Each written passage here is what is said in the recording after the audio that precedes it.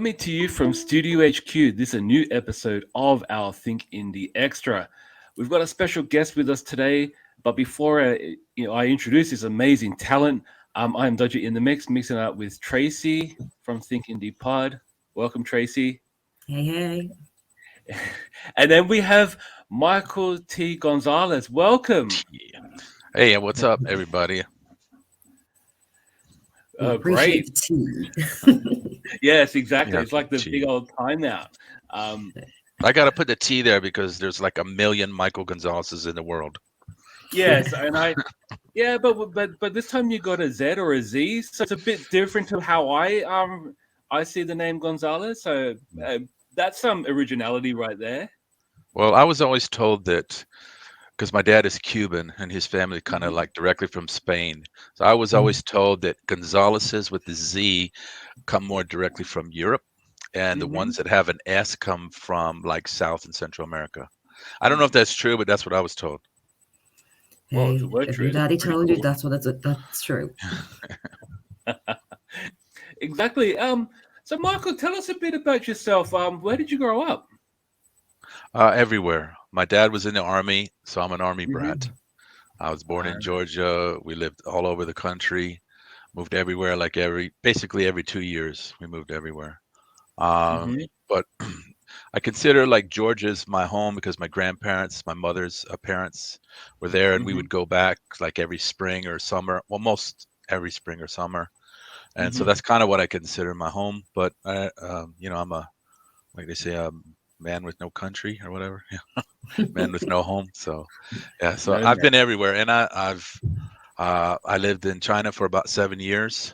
Wow. And I also lived in Hong Kong and Taiwan, and that's where I met my wife. Our daughter was born in Taiwan, and then we came back, and our son was born in Georgia. Oh wow, Fun. that is so Wow, cool. that's an experience. Whereabouts in Taiwan did you visit? We lived in Taipei. Okay, In an area called Banqiao. It was really nice. That's probably like my favorite place of all the places that we stayed in Asia, because I lived everywhere. I was first in Hong Kong, then went to a little city called Zhuhai, and I went all over like Shanghai, Beijing, Chengdu, Xi'an, Guangzhou, everywhere. I was Guangzhou. all Yeah, I've been to Guangzhou. It makes an awful lot of sense now you're writing, knowing that you have that Asian background. Definitely in the darker books, it makes perfect sense now. Oh. Now it all makes sense. Now you just need we to tell me. understand it. We I have get no it now. So, look, I'm going to ask you a cliche question, but where did comics fit into your life story? When was your first encounter? If you will? I'm pretty sure it was me and my brother found this little cardboard box of comics in my grandparents' little shed outside, and it had like the old like Gold Key kind of stuff, like Casper, Red Hot. I think it's called Red Hot, Richie Rich, all that kind of stuff, like Scrooge McDuck. And it also had like some of the Western stuff. I can't remember like the names of it, but those kind of, I think that was the first time we ever kind of really saw comic books. I was like, wow, this is awesome. And then started getting into it. Back then, I'm an 80s kid, so that was back when they still had newsstands. You go to the convenience store and they had a little spinner rack, and so we would, like you got there showing right there on the screen. Exactly. So we would go, and at the time, I think when we first started, they were like 40 cents or 65 cents, something like that. So I would just started getting into it, just picking up books. My first comic that I ever bought was G.I. Joe #5. I bought that from a convenience store. I remember that very clearly. And then my brother had a friend named Greg who kind of showed us the collectability side of it. Like, because my dad was complaining, he was like, why are you wasting money on these stupid comic books, even though it was like only 60 cents or whatever. But once he showed us, like, you put it in a bag and then you keep them in a special box, and then maybe later they'll be worth something. Then when I told that to my dad, when he found that out, he was like, "Oh, you can make money from it." They said, "Okay," and then you guys can keep, collecting comics. So, The joys of a long box, eh? It makes all yeah, the difference. yeah. So, One man's treasure chest. yeah. Yeah. And was it more the kind of the illustration style of things that drew you to it before you started saying, "Oh God, I want to write stuff like this"? Yeah, I mean, I loved the combination of it, because I Mhm. loved the reading also as a young kid. I was like at a third grade reading level before I started kindergarten, Oh because I wow. just read so much. I Wow. loved, like, Treasure Island was my favorite. Mhm. But we had like these Hardy Boys books, and I used to read those all the time. This is before I was even in kindergarten. Mhm. Um, but I loved reading. So then when I got into comic books, it's just, reading plus art.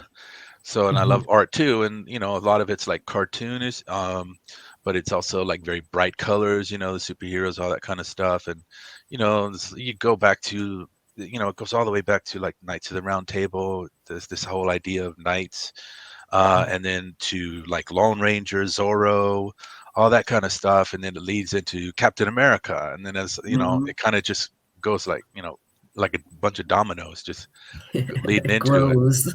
Yeah. Yeah. So No, good man. I just enjoyed it. I enjoyed the escape, being able to read a story and go, let your imagination go anywhere.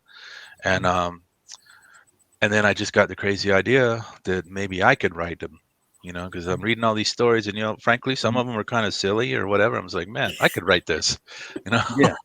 So Or better. yeah, so so I think it was because I read about Jim Shooter writing comics when he was like 13 years old, Yeah. and that Crazy. that might have what implanted the idea in my head that, hey, I could do that too.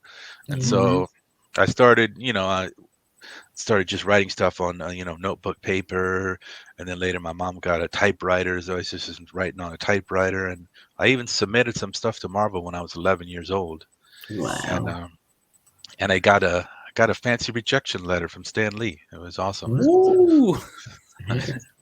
That It would. wasn't Did he actually frame his you? actual signature. It was just Oh, photocopy, like they send yeah. Of out to course. everybody. But it was Doesn't cool matter. that I You still actually did it. got it. Yeah. Yeah, no, that's amazing. Before we ask you any more questions, we just want to talk about our sponsor here. We've got Buy Indie Comics Day. If you're a comic book creator, please reach out to your local comic book store as of the 1st of October 2022. If you're a creator and want to jump into your local comic book shop and sign books or just get the word out there, this is a special event day for us indie comic fans as well as creators. Do yourself a favor, reach out to your local comic book store. All right, so just to talk about your website. So I did have a glance over it, and then we see this beautiful splash page right here. We will be touching on this book at the end, but can you just give a slight introduction to Gunengine? Okay, Gunengine Zero is basically my homage to like 70s and 80s superhero sci-fi. Nice. Specifically like the Japanese stuff. That's the kind of stuff that I really Mm-hmm. loved. But the initial inspiration was ROM Space Knight, if anybody Nice. remembers that. I Yeah. do. Uh, and then, but it goes to other things like Mazinger, Transor Z, Mm-hmm. Gundam, Gotcha Mm-hmm. Man, Ultraman, Robotech, all that stuff. I loved all that stuff when I was a kid, and so I always wanted to do something that at least kind of had that visual aesthetic to it. Mm-hmm. And then as far as the story goes, there's other aspects to it. It was like my childhood, like I had mentioned before, like we would go to my grandparents' house in Georgia during the summer breaks, and a lot of times we would go to Savannah, Georgia, and there's a little island up there called Tybee Island, and we had just a lot of fun times, crazy times, fun, stupid things that happened, and I always wanted to put that in a story, so I kind Mm-hmm. of all these kind of things coalesce together and to make this story. Mm-hmm. Nice. Yeah. And definitely understanding the Japanese origins now and the Asian origins makes it so much more appealing.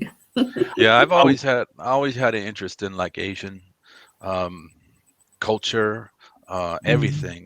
Because like I said, my dad is a Vietnam vet, and when we were growing up, I think he was introduced to like martial arts and stuff when he was over there. And so when I was mhm, growing up, we used to watch like Bruce Lee movies and all this kind of stuff Yeah.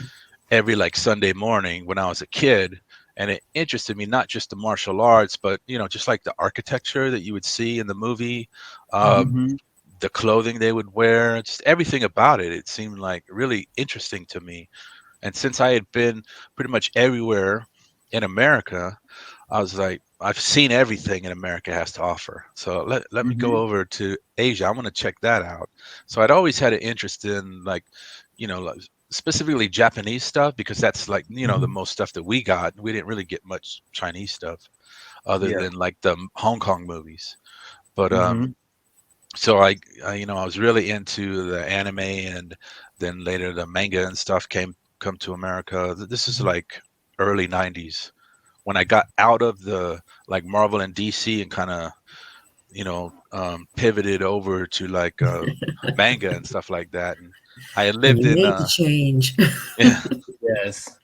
and I lived in, and this is also later on, I had moved to Oakland, and I used to go over to San Francisco, and there's like a area over there called Little Tokyo or Little Mhm. Japan, and they had a big bookstore and had it was just full of manga and anime, DVDs and stuff. So that was when I really kind of got into it. But I just always kind of loved the aesthetic of it, and it's kind of Mhm. like Mhm. Robotech was like the exemplar for me because it Yeah. was like you had all this awesome action, but Oh there was yeah. also a lot of melodrama to it. Mhm. So it was this good mix, and I don't think you saw that a lot, especially not in the cartoons. It was Yeah. either just action, or you would have something that's more about the drama. You didn't really Yeah. have a combination of this, and that's the kind of thing that I really liked about the Japanese stuff. Yeah, because it's true that what you're saying about Robotech is really underrated because you see more focus nowadays on Gundam and like the Mm. mobile suits, but you don't really see a whole lot on the aesthetics of what you mentioned, Macross and Yeah, um, like the art in those manga were absolutely gorgeous, and you're right, the show was really a drama series, but with action, not yeah, the other way around. You know what I mean? It was yeah, actually amazing. I thought it was a yeah, Um, great show that used to, immerse male and female viewers because mhm. yeah, you had the drama that they thought that all the girls wanted, but also the action for the boys. But yeah. Mhm. I thought it was one of the very first shows that was quite immersive for both genders, and I thought that's what I Yeah, remember from it. yeah. In the show in the '80s, yeah, it's very unique at that time. Yeah, for what it was, definitely. And then Yeah, now it with the blew my aesthetic mind. coming back from like the Seven Samurais, like black and white kind of movies, and Yeah. you know, it just it made perfect sense at the time. Hmm. But then they stopped. Well, the other Oh. thing about it too was like the Japanese stuff, it had a very finite story that they're telling. You Mm, see so Mhm. much stuff in America. It's like, okay, we want to come up with an idea that we can milk forever. It's just and Yeah, every episode or whatever is just going to be the same thing over and over and over again. But very mm, self-poised. yeah, with like the Japanese stuff, it's like, okay, we got a very defined story that we're going to tell, and once we get to that end, it's over. If you want to yeah, rewatch it, you can rewatch it, but we're not going to keep, you know, just doing this rehashing. over and over. Yeah. Yeah. Yes, exactly. Tell us about your publisher name, Rainy Road Media. Where did the name come from? This is again from my grandparents. Hmm. The road that their house was on is called Rainy Road, but it's not spelled that way. It's Hmm. spelled Rheney, because I think what they told me was that it used to be they kind of live kind of like out in the woods, and the people that had the land originally, that was their last name, was Rainy, and Really. so when they Ah. developed it and they made the road there, they just called it Rainy Road. And Hmm. then later on, I was just thinking of a name, for something, for all of my creative, all this bullshit. So I thought, what can I do? And I just thought Rainy Road because it's kind of evocative of, thinking about that you're kind of like alone on this little road that you're forging yourself. And that's sort of like what I'm doing. So I just thought, yeah, let's go with it. I get you 100% because Thomond Comics is my thing, and I live on Thomond Road, and it's home, and that's where I, that evocative thought of home being your, center placement for sure. Yeah. No, that's awesome. All right, we're going to be talking about your books now. Okay. So we're going to start with Book of Legends, an anthology series. I mean, let me just ask you this: how long did it take you till you finished this book? It didn't take that long if you just think about like when I started it and when the art was finished. It took a while for it before it actually got printed. That took a while. But basically what happened is this is actually like the third book that I put together. So first was 6-8, then Neotheric, then this one. And what happened was I was living in China, and I had found out about Mark Millar. I don't know if you guys know Mark Millar, Kick-Ass and all that. Yeah. He had a website that had this a really good forum, writers forum on there, where people they would constantly do like little writing prompts where people get together and just to write like short stories, just as exercises as writers. And so once I found about that, is like trying to write a short story, because when I first thought about doing this, like I guess like a lot of people, you're thinking like grand plans, like I'm gonna have an epic story, it's gonna be like 500-page graphic novel, it's this world, it's gonna be all this kind of, you get kind of caught up in that. Then when I start getting into this, about this whole idea of writing short stories, like as short as possible, like even 1-page story, and reading about how the people like him and like Alan, what's his name? Guy who wrote Watchmen. Oh, Alan Moore? Alan Moore, yeah, sorry. I had a brain fart there, sorry. Okay. But how they all got started writing, these short stories for 2000 AD, and they're called future shocks. They're like these sci-fi short stories that have, like a ironic twist, and there's like no more than 4 pages.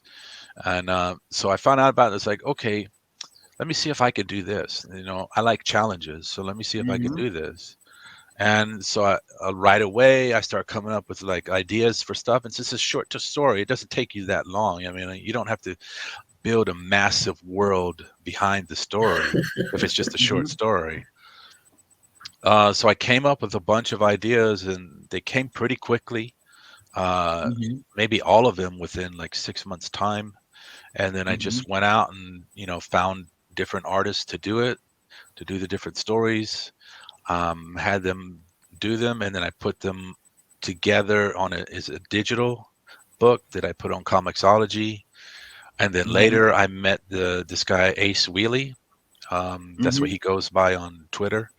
And he saw some of the stuff I was doing, and he offered to color them for a much lower rate than normal, and because there's no way I would have been able to pay him to do all of these, of course, if it was like at a normal rate.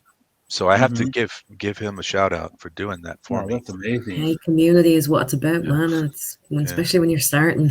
Yeah, exactly. Yeah, because that's one thing I noticed. Ace Wheelie's like majority of all these stories, and and I think it's amazing of you to actually shout him out like that, like, but also for him to give you at this rate. So you created all these amazing stories. Which one to you that you found needed more work than the others? Like you thought, like, oh, maybe I need to reword or have to rework this. Has that ever come to you when you were making any of these stories? If I look at it now, I don't. I don't like to do that. It's like I don't want to be like George Lucas, like go back Oh and no, constantly no, try to no, say. absolutely not. I mean, I'm sure if I go back and scrutinize the things, I could say, "Oh man, I should have done something else differently."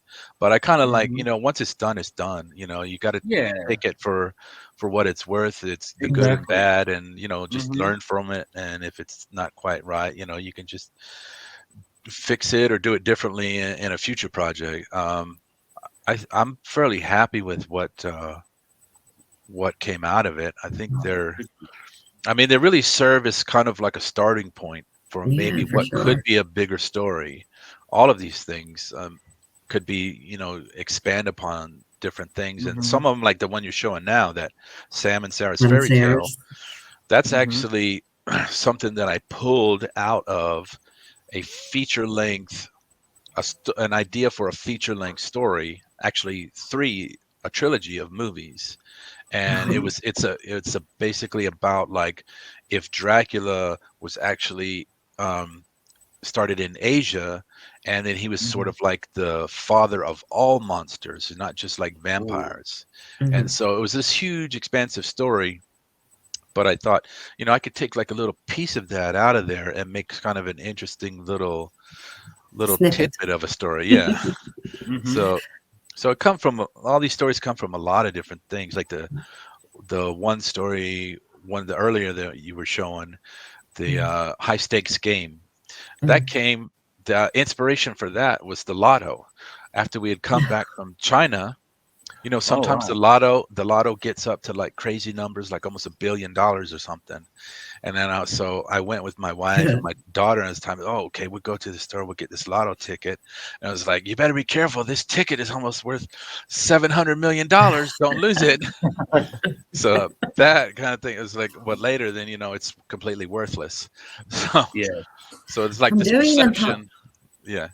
sorry, I was just about to say, from doing an anthology, what was the one thing you learned the most from by picking these stories from bigger stories, and then how did you find that process? Well, I think what I really learned is about how to be succinct, is that you can tell a story in Hmm. very few pages or very little Mm, dialogue, and it can still be just as engrossing and interesting yeah, as like a much larger story is. Yeah. Because sometimes, when I read other comics, and you look at it and the panel is just full of dialogue, and it's like, Yeah. oh my God. So yeah. I think this is There's a something that lot I of comics really, like that at the moment. yeah, yeah, Yes. this is something that I really learned from doing these short stories, Hmm. is Mm, how to whittle everything down to its just essential components, the only things you really need. You don't really need so much dialogue. You don't really need mm, these huge captions that explain everything. But, Hmm. I'm sure other people maybe would prefer that. Some people like comics to be like more like novels, but mm, Hmm. I prefer them to be more like, you know, concentrate more on the art and yeah. then the words you know. But even Yeah. saying that with the words, I think the lettering within specifically this anthology series, because they are different types of stories, that the lettering is done so well that it's not, speech bubbles aren't small enough that you don't see them, but they're not big enough that they're going to take away from what's on the page. And I think Hmm. that was a huge success for this particular series of stories for me as a reader. Oh, that's Hmm. good. I'll tell that guy that you said that. Hey, Yeah, you for said sure. that's me. I mean, yeah, I Go appreciate you. that. I knew that. That's so But funny. that was the other thing, is learning how to letter. I didn't really appreciate lettering. I didn't really think about, but lettering is an art form into Oh itself. yes, So, it's Hell essential. yes. And you learn so much yeah. so quickly Yeah. because you have to. But when you So do in, stuff like digitally, it's like it's hard to know, because I don't know how they would do it back in the day, but like digitally, like if you change the font, even though it says that it's like 12 point, it's same 12 point, but if you change the Mm, font, it can be bigger or smaller. Yeah. So then you're Mhm. like, okay, what size should this be? I don't know. Is this too big? Is this too small? Whatever. So it was kind of Mhm. a little bit frustrating. And I Yeah. wasn't really sure like if it was going to come out right. So Mhm. Well, for this, it definitely did. Especially, Yeah. I think for me, that the Santa Claus story was my favorite. Obviously, the Christmas one, and I just thought that again, the placements of the speech bubbles and the stuff, it just was perfect for the story that it was. So Mhm. go you. thinking, Oh, go you. Got a question for you, Michael. Any of these stories eventually going to be getting their own like comic book series or their own comic book title? well, I would love to, especially like this one you're showing right here. Some big Yes. ones. I think that would make it like a great little series because I think he's an interesting character in the situation. It's Hmm. basically like he's in the Korean War, and Mm, there's like during the war, something happens where it rips open this basically portal between our dimension and then a parallel dimension where Hmm. a lot of the stuff is the same except Hmm. a few key things like these alien kind of the Hmm. aliens. There's mm, no humans there, but they still have Hmm. like planes and stuff like this kind of stuff. So it's this. yeah. I thought it would make like an interesting story to kind of like juggle that, and then he's kind of like a funny sort of over the top, kind of character. So it was fun to write. But yeah, I mean, all of these I would definitely love to, Mm, expand them, tell them, and that's why I wrote issue number one because I could do issue two, three, four, keep going with this. Hmm. Um, Hmm. but obviously, it just depends on people supporting it. If people, Of want to course. buy the book, and so I don't have enough money anymore to keep funding this myself. So Yes, the exactly. joys of being a creator. yeah. Is that a joy? Really? Yeah. Wow. It's that, and then conventions, and paying for booths, and paying for tables, and then paying for Joy. people's food, and paying for somewhere to stay. And these are the Yeah. things people don't think about when they're buying a comic for $5, and they're like, "Oh, this is so expensive," and you're like, "Really?" Yeah, So, I just started going to cons. So a couple mhm. weeks ago was my first one. And I Congratulations. put Oh, up, wow. well, yeah, I saw when I put the Substack out today, there's a Mhm. list of some. I've already booked Yeah, like four of them, but I'm looking hopefully do some more. But yeah. yeah, that was an experience. Mhm. Yeah, that's a whole other podcast. Indeed. Now we'll talk about your next book. So, Neotheric, The Return of the King, has that Jurassic Park. Yeah, it's or kaiju even in some ways. Right. Do you want to shout out any of your co-creators for this book? Well, definitely, I've shot them out, even though one of them kind of stabbed me in the back. The so Yeah. the Dave Mims started doing the art. He did like the first issue. So we had talked about doing 4 issues. It was going to be a four Hmm. issue arc, and then I knew later after that 4 issues I would put it together in a graphic novel and do that. So Hmm. I had made a deal with him. Okay, we'll do these 4 issues. He did he did like basically the first issue and half of the second issue, and then he Hmm. just disappeared. Um, so I had to find another artist to finish off the series because what good is it going to do me if just have like one issue or something? Yeah. So I might as well just finish it. So their art styles are and I found Andre Portilla. He was really good. He's Hmm. very professional. He did everything really quickly. It only took him maybe like 4 months to do an issue when Dave was taking like two Wow. years to do one issue. Um, Months. so so the art styles are very different. I know that it's kind of jarring, but Hmm. unfortunately, there was nothing I could do about it. Dave's style is very unique, so Yes. I can't really find someone to match his style, and it's not like I really necessarily had to. Andre's work is really good, and some people said they like Andre's better than Dave's. Um, Hmm. but I thought it was on purpose. Honestly, I thought because of the way because the way you've paced the storyline, yeah, I thought that was an intentional thing. Oh yes, it was intentional. I'm sorry. Just forget everything I just said. Yeah, totally intentional. I wish it was intentional. No. Yeah, Well, sometimes you stumble into good things. yeah, Definitely, that's right. I definitely. mean, you see it all the time where you see creators, like for example, you read a comic book title and suddenly the artist is replaced by a fill-in. You can tell the difference immediately. So it's yeah, I kind of saw it as being somewhat similar to that.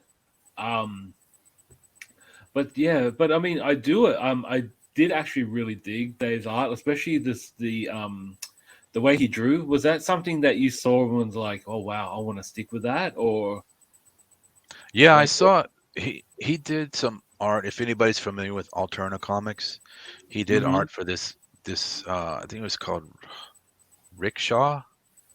mm-hmm, It's one of the early Alterna comic books when they first started printing mm-hmm, newsprint. Uh, yes, and I saw this is how he draws everything. mm-hmm, Doesn't matter what the subject is. This is just his style. yeah, It's very this kind of sketchy, rough, yeah, little chaotic. Um, mm-hmm, Dystopian. and I thought that was perfect. I thought it fit yeah, really well with this story exactly, because that's basically what the story is. It's just chaos. yeah. Uh, and so I really liked it. But again, it's just real life These kind things of happen. yeah. Yeah, that's exactly right. Mm.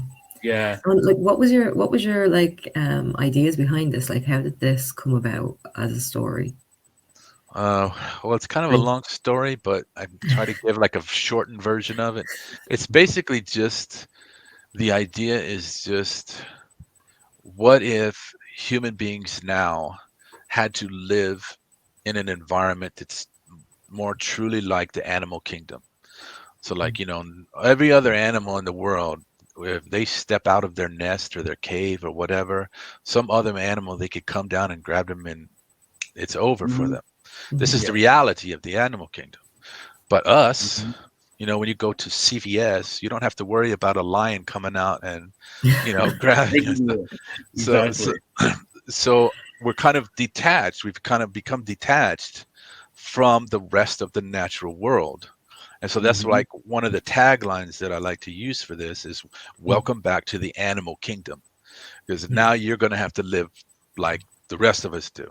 So this Mm-hmm. idea of like this sort of brutal reality where you kind of have to Mm-hmm. fight for everything, I was thinking, well, what if that comes back to modern day America? So how would that come about? I mean, what animal kind of like best represents that? Well, to me, since I was a kid, I loved dinosaurs. It's got to be Mm-hmm. dinosaurs. And when they come back, they ain't no fluffy like Saturday morning cartoon dinosaurs. These are like real dinosaurs. He's your Yeah, Godzilla. yeah, Exactly. basically a bunch of little Godzillas running around. Yeah. So I just thought it'd be kind of an interesting thing to explore. This where Mm-hmm. people would have to like deal with Mm. this, like go kind of like going back to caveman times, basically. Where Yeah. it's like you gotta fight for everything now. So Yeah. that's sort of the basic idea. It's a cool storyline. Thanks. It's quite an enjoyable read. Thanks. Yeah. It was fun. This is my favorite, though. I have to be honest. Yeah. I have to agree. So Thanks. we're going to be talking about 6-8 chapter 1.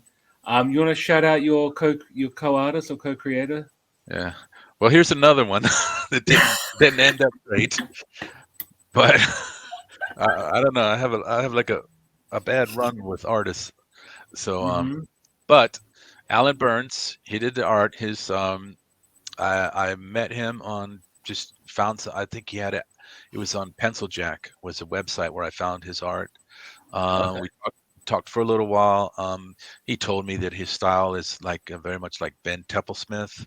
Mm. Mm-hmm. At the time, I had no idea who Ben Templesmith is, um, but now that I see his work, and I say, yeah, it is kind of like that. Um, but I think he did like a really excellent job with this. Mm-hmm. Mhm. And this is not like what I had imagined that it would look like. I kind of imagined a more very gritty, realistic sort of like a Martin Scorsese 70s movie kind of look Mm. to it. But when he sent it back to me, and like even this panel right here, you're looking at that bottom panel where it's almost like you're in a dream. It's ethereal. Yeah, exactly. Ethereal. And it's like things are just kind of like floating in space. And but I had written it like very specific, like, okay, they're over there, they're right there, and they're right there, and like you got to see exactly everybody's like the blocking of the scene and everything. So when I first saw it, I was like, what the hell? But then the more that I kind of looked at and thought about it, I was like, yeah, this really works. This is really, it adds a whole nother kind of a layer to it. But what's really funny is for the people who saw the 6/8 campaign last year, I sent a little PDF to kind of give a background on the development of all this. What's funny is at this time, I was not able to just write off the top of my head. I would have to sketch out the panels and then write the script based on what I had sketched out. And when I drew this entire book myself. I was mostly kind of like stick figures and things. But the way that I drew it was kind of like this because I don't know how to draw. I was just kind of like drawing the things. And I sent that to him along with the script because this is my first comic that I had written, first time I had ever worked with an artist. So I was just like, here, I'm just going to give you everything that I have just to try to make this process easier and simple so you know exactly kind of what I'm thinking, because maybe what I wrote isn't clear enough. So I sent him that. And it looks just like this. So I don't know if maybe he did it like this because he thought this is what I wanted based on, the drawings that I made. That he was like, oh, okay, I got to do it like this. I don't know, but it's just kind of funny that it came out like this. But yeah, I think he did an awesome job. It really adds to the story, gives it the atmosphere and everything. Scary as shit. I seen that first page and I was like, 30 Days of Night, but better. And the more I read it, the more I believe that. I mean, if this was your first book, I mean, good golly, this will really grab anyone's attention. The very minute I opened, I was like, oh my god, I really want to get into this. That's my immediate reaction. But then I turned the other page; it looks scary, and I'm like, okay. So it has that effect. I'm going to tell you, it has that effect. It can scare the shit out of anyone. Yeah, it's definitely not an all ages comic for sure. Yeah, exactly. Yeah, it's just really funny how like everything came out because I'm not really that into horror. It was like we were living in China. My wife was like, "Why don't you write a horror story?" Because I think we were watching Walking Dead at the time. Yeah, and because in China, like they got they download like all of the movies and stuff from America, and you can watch whatever you want. So we were watching Walking Dead, and I was trying to write scripts and like get stuff to like this producer in Hong Kong and try to pitch stuff to him, and he wasn't biting on anything. So she was like, "Why don't you write a horror story?" I was like, "Okay." And so I had like a couple ideas, from like high school and stuff. So I just eventually became this. And yeah, wow. Well, if I can recommend any of your books for mature readers, this is definitely one that I would say go and get your hands on if you can, because thank you. It's stunning. It's visually stunning. It's paced so well.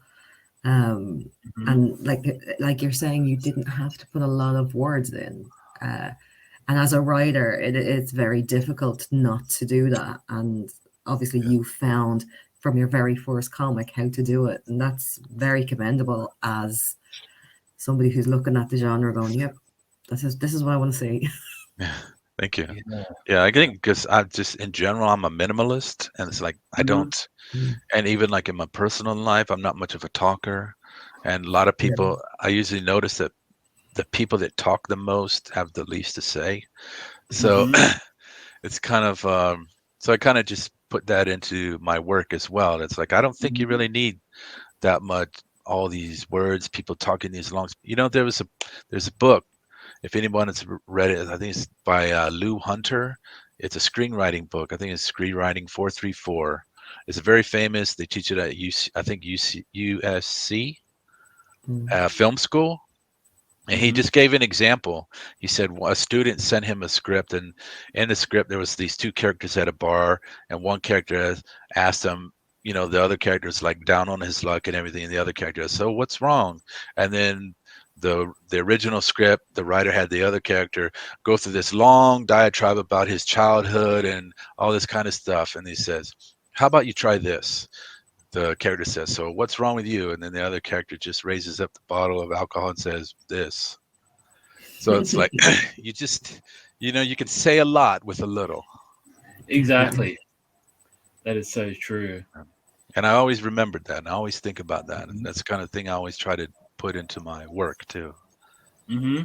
One thing about this book as well is your lettering. Your lettering in this is like... I didn't do the lettering this time. You didn't do the lettering that time? This or was the lettering Alan. in the book? Yeah. Okay. He wasn't supposed to, though. He wasn't supposed to do the lettering. I told him not to do the lettering because I actually was thinking about doing it in different languages. So I was thinking having like a Chinese version because my wife's Chinese. I said, how you can translate it.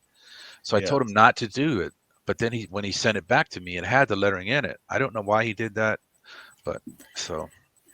A lot of artists actually they do their own lettering for some reason, and like old school. Newer artists, not so much. I've noticed. Yeah, it's definitely a nice combination, though. Thanks. Of speech bubbles and not. Yes. Now this epilogue is different, though. This is a different artist, and I did the lettering on this. Okay. So if it sucks, you can blame me. It doesn't. It doesn't. And the epilogue is only in the printed version. There is no the original version I had on Comixology. I did not have this epilogue at the time because 6/8 was just supposed to be a one shot. It was gonna kind of be like a calling card where I, just make one comic, then I could show it around to people and try to get work from that. But when Alan was doing the art, I just thought about it. It's like, is there more that I could say with these characters? Is there something, legitimate? Not I'm milking the thing, but is there actually a legitimate continuation of this story? And so I came up with what could be, and I wanted to. I've already written the first 2 issues of the next chapter, which would be 4 issues. And so what it's going to be is like the series would be taking these little snippets of the girl who's in this. Her name is Matilda. Taking these little snippets of her life, going through as this whole thing kind of reverberates through her life. So like in this first story, she's 12 years old, and the next chapter 2, the 4 issues, it'll be when she's 16, and then the next one will be when she's in like in her early 20s, and then the next one will jump ahead to when she's like in early 30s. And so I have it all kind of like mapped out. I know like what the story is. Again, there is a finite story here. There's an actual ending that we're leading towards. Everything has a purpose. Everything has a meaning, even if it doesn't look like it does. So I'm hoping to be able to actually do the first issue of this second chapter this year for Halloween. So fingers crossed. Fingers and toes, my friend. It's very, very apparent now, speaking to you after reading your work, how finite things are with your stories and how you are very meticulous in how it's done, and you can tell that you have more, but you have just it feels like you just have the right amount, and I'm very excited for that. Yeah. Well, I like to. I mean, like I was saying, it's like I guess the things that I liked the most were things that had like a very finite story, a very specific story they're gonna tell. Like a big, it's even like watching like the Spanish telenovelas. Yeah. They're I don't know if you guys have ever seen those, but they're soap operas, but they're on Spanish language TV, but they have a they don't last forever. It's not like whatever Young and the Restless on for like 30 Right. years. It's only like a year or 2 years. And but they do this also. I think they do this like in England, like with British TV.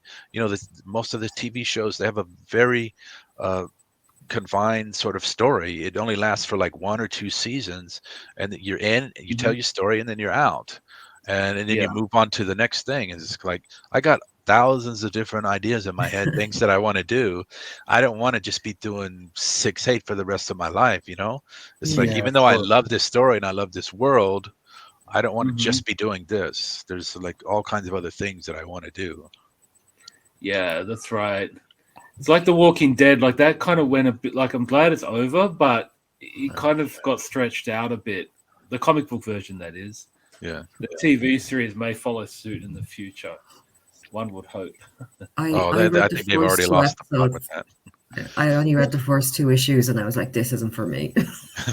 Mhm. Give me vampires any day. So, let me just ask you a question, Michael. So, what part of you do you put into your story? So, if someone were to pick up one of your books, where is Michael T Gonzalez in each of your titles? Oh, I'm everywhere. There's little pieces of me in everything. There's like, Hmm. well, because like for example, well, like this one, 6-8, the girl is named Matilda. That's my daughter's name. I put her in there.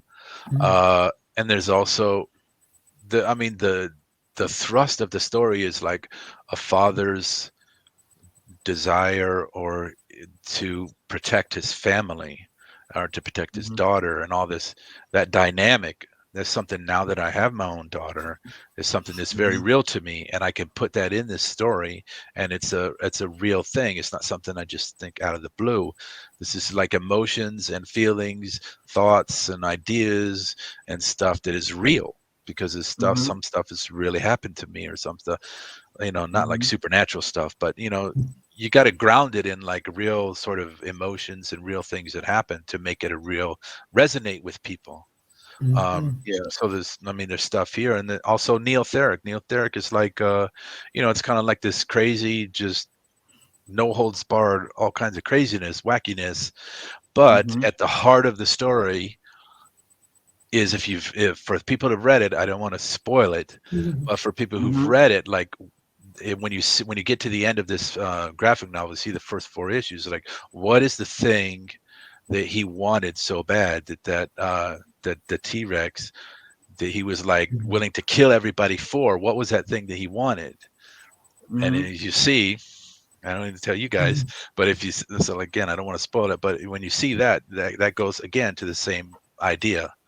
Mhm. Um, and even in like Gunengine Zero, like I was talking before, I was like, a lot of the things in this story are from the experiences that I had Yeah. and going to the beach that time and like Tybee Island, all kinds of crazy things that happened to us. And I put that in like some of the characters and some of the things that happen. And even some of the characters, like the girl, some of her personality and her personality traits and things happen to her, actually things happen to me. So it's not Mhm. even like I have to put them in people that specifically look like me or whatever. You can put little bits of yourself and your life experience into everything. And that's kind of Hmm. what I like to do to make it more Do, like authentic.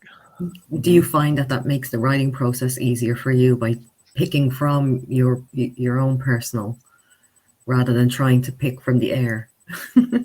Yeah, for sure. It's like if you can take something that's really happened to you or just ideas Mhm. that you've come up with, your own personal kind of like philosophy of things, Hmm. then you can inject that into a story, Mhm. and it definitely can make things a little bit easier, kind of guide That's it. you. And Yeah, you definitely can. It's definitely passion projects for you then. Hmm. oh yeah, Sprinkling pieces of your soul within all your books. yeah. Well, I think that's the only way to make it, like, just as an example, Gunengine Zero. The story takes place in 1985. When I first thought of the story, I was thinking maybe it would take place in the 50s, because in the Hmm. 50s there was kind of like this a similar sort of feeling about the Cold War, the Mhm. sci-fi kind of stuff was big then. So I thought that Hmm. might be kind of interesting to put it there. But then as more as I thought about it, it's like I didn't grow up in the 50s. So I don't really know that. I mean, if I put anything in there, it might not ring true. It'd ring kind of hollow. So if I then put it in like the 80s when I did grow up and I do have like these personal experiences, I can bring like actual my ideas and thoughts of things that actually happened to me, then it would make it more of an interesting story and something that people have never seen before. Okay, Michael, talk to us about your Kickstarter. So now you touched on it before, Gunengine, but what will fans actually get out of your title if you were to say it's your opportunity to spruce it? Okay, so it's basically you're going to get a classic sci-fi adventure story, but with a little bit of a modern sort of twist to it. There's going to be a bunch of twists and turns that's going to make it something that's very unique, but it's going to have like a flavor of something that's like we talked about earlier, the flavor of things from that era. Like the tone of it, the tone that I'm trying to go for is like a lot of the 80s movies. You see like Goonies, Gremlins, The Last Starfighter, Flight of the Navigator, all these kind of things, where you're taking like a big sort of epic tale, but you're telling it through the experience of just these normal everyday people, normally, usually like kids or younger people. And that's basically what this story is. It's like an ancient intergalactic war that's been going on forever between these two enemies, and now it's come down to earth in this small town, and now everybody's kind of caught in the middle, and there's all this mystery about this thing has actually been going on for thousands of years and all this kind of stuff. So there's a lot of bit mystery to it. There's like some elements from like Alien, from John Carpenter's The Thing, from Invasion of the Body Snatchers. There's some Twilight Zone sort of feel to it. It's just classic sci-fi, but there's definitely going to be some modern elements in there. There's going to be lots. Definitely got the Thing vibe from the front cover when I seen that first. That was the first thing that popped into my head. I was like, oh.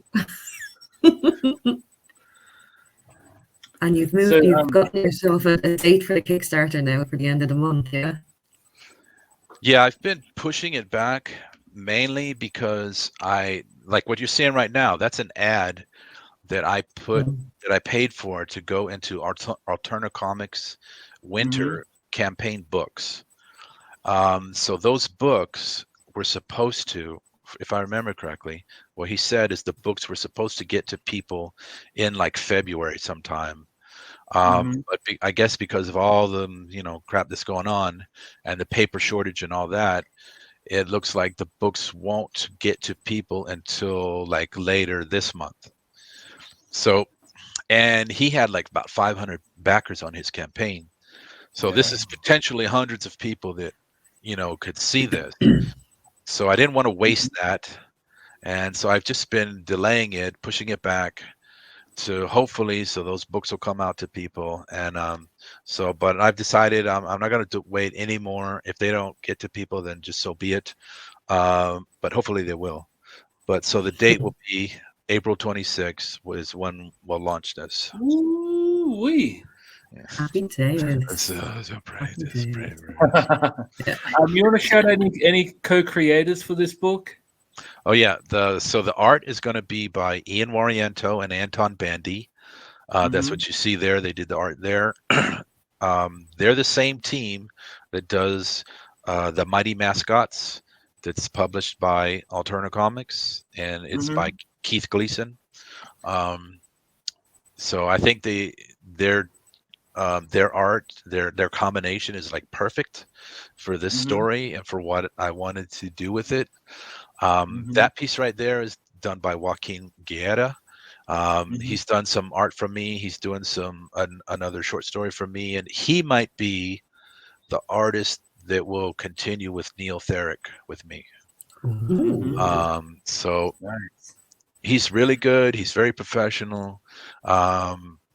but so I'll have to do the same thing, like put it on Kickstarter and see if let's see if people will support it. But so I've got him, I got art from him. I got a bunch of art from people on Fiverr just to do things like a chibi version of the different characters and stuff like that. But the series art will be Ian and Anton. Amazing.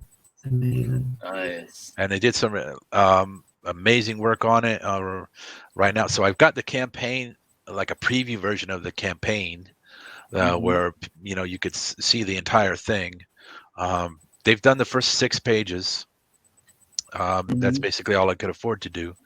But at least you can see the first 6 pages is kind of like a prologue to the story, and so it's got its own beginning, middle, and end.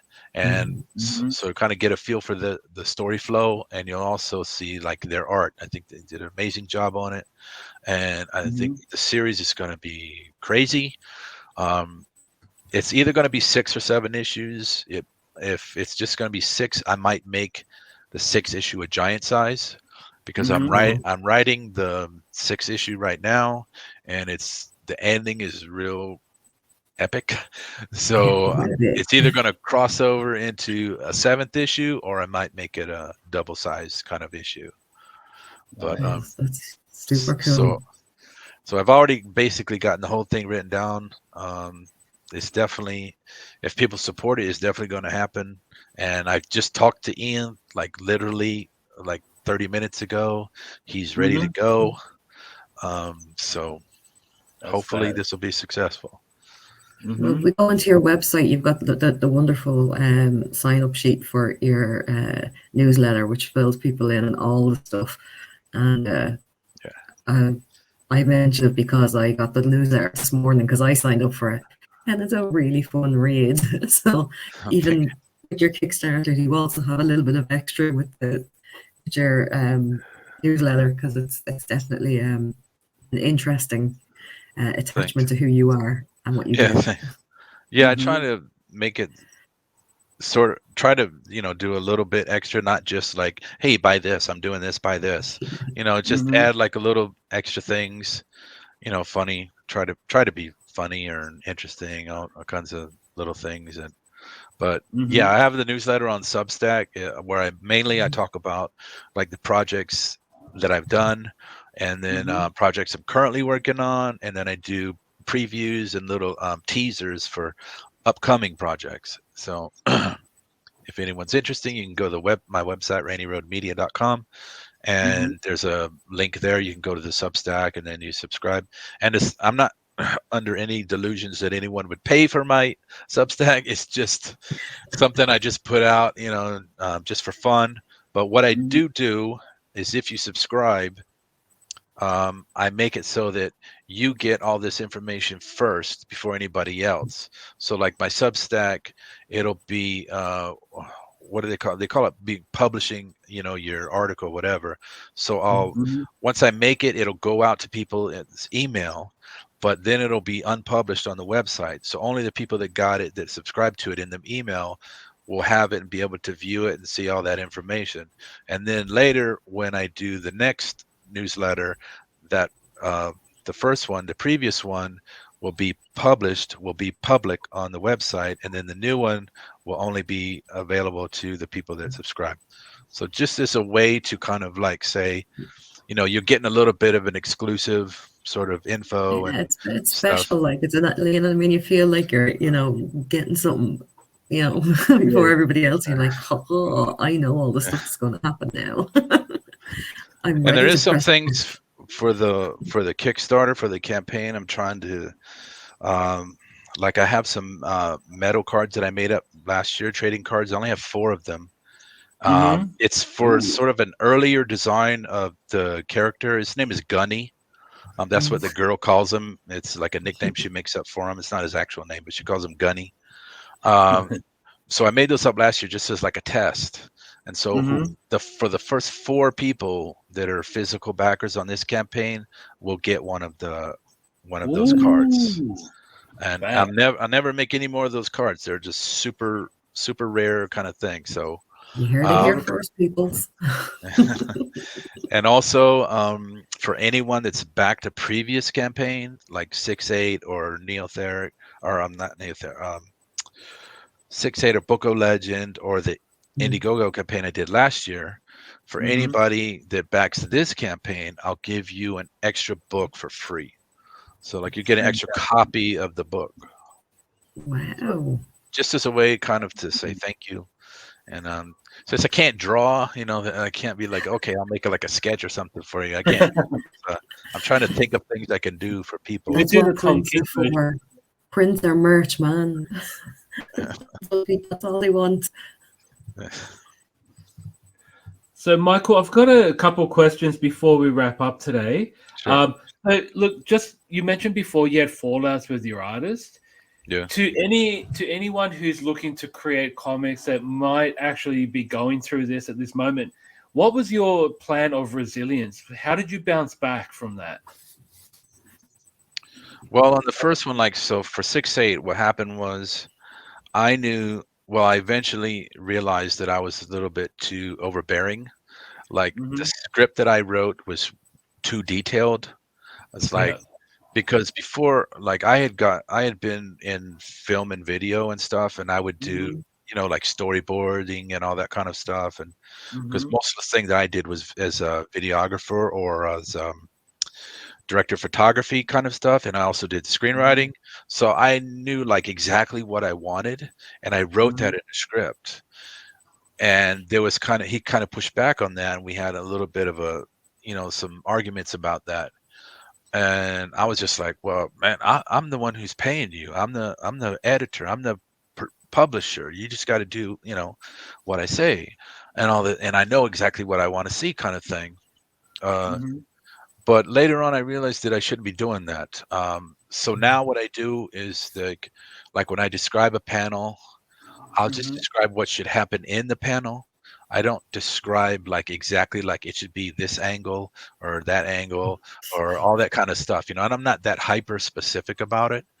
And I kind of let the artist do what they want to do. As long as it doesn't come back like completely wrong, like completely what I have in mind, then I'll kind of just let it go. So that's one of the things I learned, is just to kind of like not be so overbearing about it. And then the other thing is, I would say one thing is to have a contract. It helps too.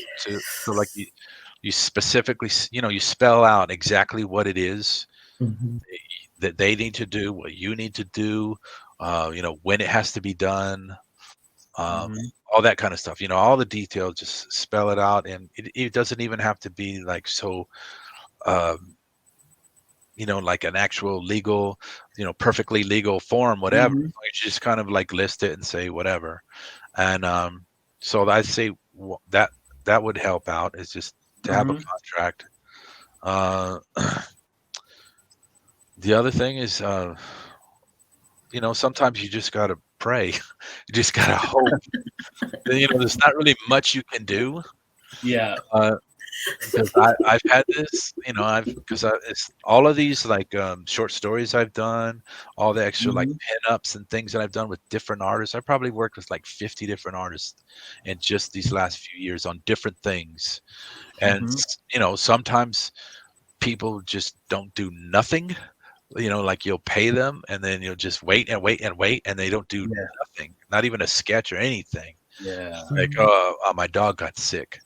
It's like, what, for 6 months your dog got sick? Yeah. Like, come on, man. And then people are just late. People are flaky.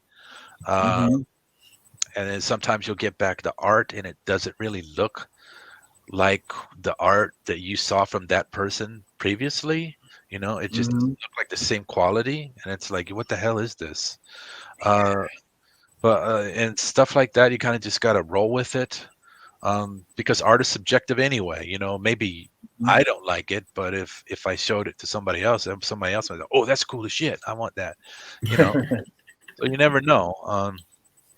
I guess you just gotta just try to be as professional as you can be, deal with other people, and then hopefully, watch out for red flags from people. Mm-hmm. And if you see any, then just cut it off immediately. Don't even bother, because more than likely it's going to come bite you in the ass later.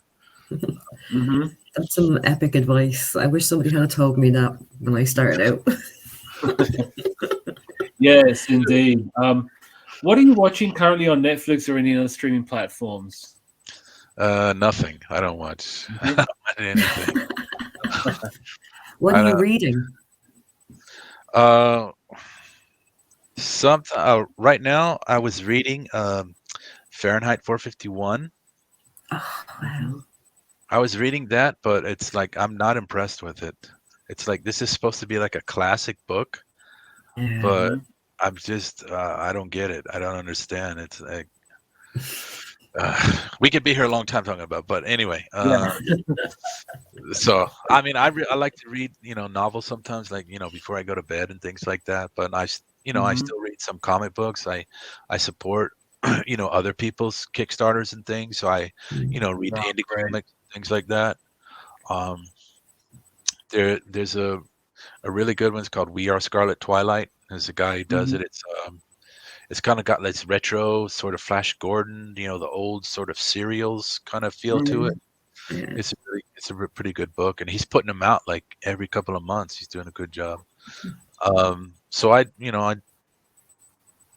do read some comics and things, but I got 2 kids, and I'm trying to write my own stuff and all this kind of, not just this book, but there's all these other books I want to keep going on with. So I don't really have too much time for other entertainment. I'm trying to make my own entertainment.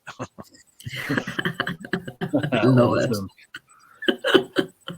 Besides your website, where else can we find you? What social platforms can we find you on, Michael? Not too many, but I'm on Facebook. I got the Facebook page, Rainy Road Comics, and I'm on Instagram. It's Rainy Road _media, because I don't know, they nuked my old account, so I had to redo it with Rainy Road _media. But I guess the best thing, well, also on Substack, I do the newsletter like every 2 weeks. But the best thing, I guess, is just go to the website rainyroadmedia.com, and then from there, it's kind of like a hub where you can go to the different find all the different stuff on there is where I put everything. Oh, and definitely sign up for your newsletter. Yes, definitely. Totally sign up. You must. Yes, we must. Find out all little interesting tidbits about you, then, you know what I mean, and your love of certain types of original soundtracks from video games. Yeah. Day in the life of. Well, Michael, it's been an absolute pleasure having you on the show. I hope to see you again soon when you bring out your next book, because we definitely would love to have you back. Thank you very much. I really enjoyed it. I really appreciate you guys having me on. No, it's been an absolute pleasure. Yeah. And just so everybody's clear, you can go to the Kickstarter now and sign up for the pre-launch, so that when it does launch, you'll know right away. You don't miss out. And all the books, Neotheric, Book of Legends 6-8, will also be available on there as add-ons, so you can get all of the books. One-stop shop. Spectacular. Best way to be. Yes, and we'll put it in the show notes provided when you do pick up this podcast or this streaming platform on YouTube. Michael, it's been a pleasure. Thank you for joining us. On behalf of myself and Tracy, have yourselves a great night. And thank you for watching Think Indie Extra.